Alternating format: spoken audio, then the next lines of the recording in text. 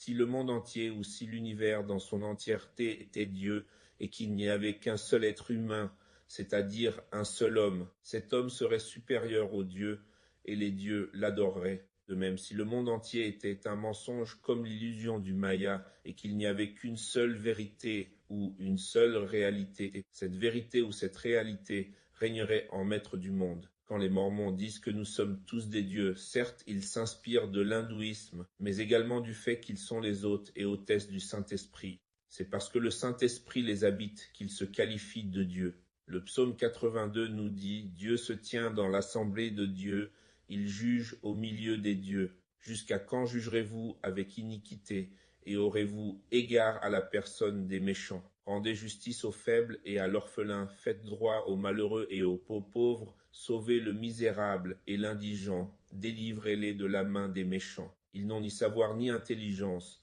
ils marchent dans les ténèbres. Tous les fondements de la terre sont ébranlés. J'avais dit, vous êtes des dieux, vous êtes tous des fils du Très-Haut. Cependant, vous mourrez comme des hommes, vous tomberez comme un prince quelconque. Lève-toi, ô Dieu, juge la terre, car toutes les nations appartiennent. Et si ce psaume s'avérait être vrai, cela signifierait aussi qu'il y a une hiérarchie de Dieu comme Allah le laisse sous-entendre. Dans sa sourate 17 au verset 42, s'il y avait des divinités avec lui, comme ils le disent, elles auraient alors cherché un chemin pour atteindre le détenteur du trône. Mais il n'y a de divinité que Dieu. Si Yahweh est le Dieu de Jésus, cela fait de Jésus le Dieu de Yahweh, car l'un ne va pas sans l'autre. Ils sont interdépendants et interchangeables. Yahweh est le serviteur de Jésus, tout comme Jésus est venu servir Yahweh sur terre. Mon père est un très grand marionnettiste qui donne vie aux marionnettes, poupées et mannequins. On l'appelle aussi l'Esprit Saint, qui est par définition le Seigneur des hôtes. Chacun a son expérience, mais on reconnaît l'Esprit Saint par la parole qui sanctifie et loue Jésus. Jean 16, l'Esprit Saint me glorifiera parce qu'il prendra de ce qui est à moi et vous l'annoncera. Tout ce que le Père a est à moi. C'est pourquoi j'ai dit qu'il prend de ce qui est à moi et qu'il vous l'annoncera. Tous ceux qui prêchent le nom de Jésus sont conduits par le Saint-Esprit.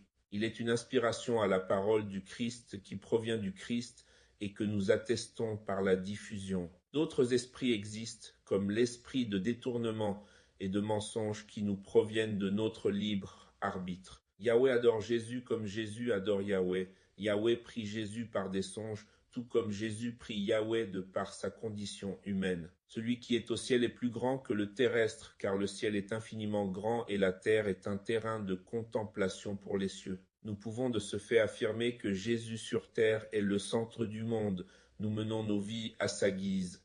Nous sommes l'expansion de Yahweh, ces humains qu'il a créés pour étendre son pouvoir et son règne. Le plan de Yahweh est simple pour ces humains, Jean 6 verset 40. La volonté de mon Père, c'est que quiconque voit le Fils et croit en lui ait la vie éternelle.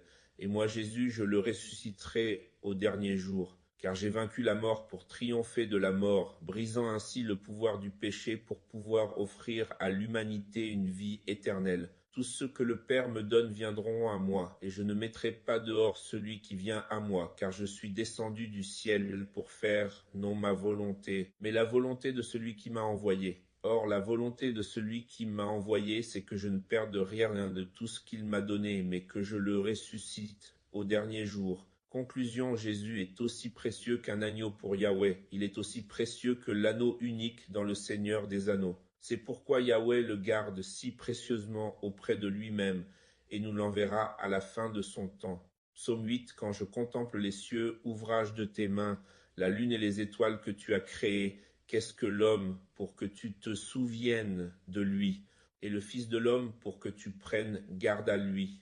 Tu l'as fait de peu inférieur à Dieu, et tu l'as couronné de gloire et de magnificence. Tu lui as donné la domination sur les œuvres de tes mains, tu as tout mis sous ses pieds, les brebis comme les bœufs, et les animaux des champs, les oiseaux du ciel et les poissons de la mer, tout ce qui parcourt les sentiers des mers. Le fantôme est comme l'entité spirituelle qui prend le contrôle du corps et de l'esprit de l'hôte, entraînant des comportements involontaires ou inconscients, une altération de la personnalité ou une force surhumaine par montée d'adrénaline. Je dis ça parce que j'arrive à percevoir le Saint-Esprit dans certaines personnes.